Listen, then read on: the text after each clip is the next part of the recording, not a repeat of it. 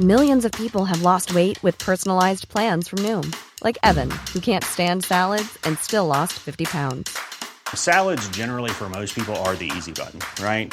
For me, that wasn't an option. I never really was a salad guy. That's just not who I am. But Noom worked for me. Get your personalized plan today at Noom.com. Real Noom user compensated to provide their story. In 4 weeks, the typical Noom user can expect to lose 1 to 2 pounds per week. Individual results may vary.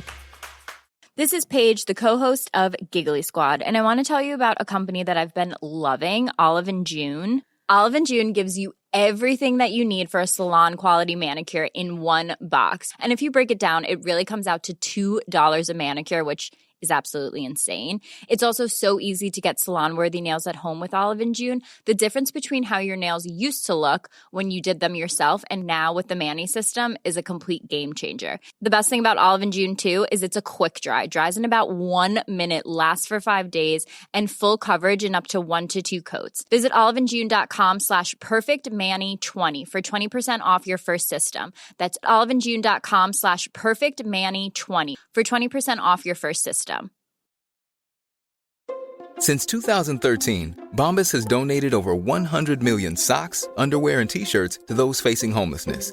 If we counted those on air, this ad would last over 1,157 days. But if we counted the time it takes to make a donation possible, it would take just a few clicks. Because every time you make a purchase, Bombas donates an item to someone who needs it. Go to bombas.com/ACAST and use code ACAST for 20% off your first purchase. That's bombas.com/ACAST, code ACAST. Hello, and welcome to Voices from the Battlefield, part of Waterloo Remembered. In this extract, Nick Taylor reads from the recollections of Rifle Officer John Kincaid. An extract from Random Shots from a Rifleman by Sir John Kincaid.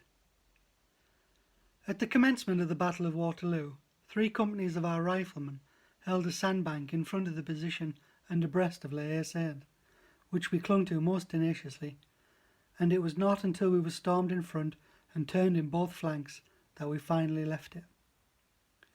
Previous to doing so, however, a French officer rushed out of their ranks and made a dash at one of ours, but neglecting the prudent precaution of calculating the chances of success before striking the first blow, it cost him his life.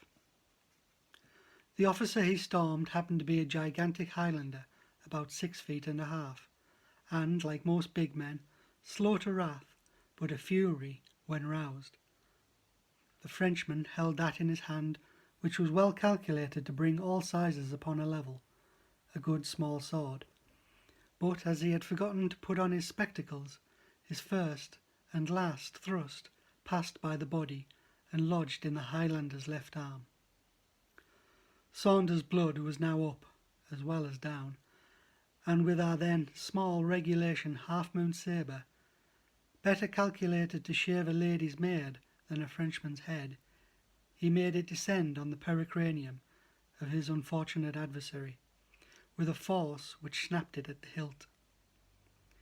His next dash was with his fist, and the hilt still in it, smack in his adversary's face, which sent him to the earth. And though I grieve to record it, yet, as the truth must be told, I fear that the chivalrous Frenchman died an ignominious death, that is, by a kick.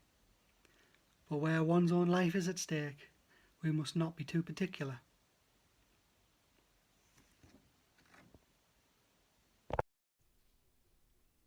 That was Nick Taylor reading from the recollections of Rifles Officer John Kincaid. Stay tuned to the Napoleon Assist, where more instalments of the Voices from the Battlefield series will be released throughout the day.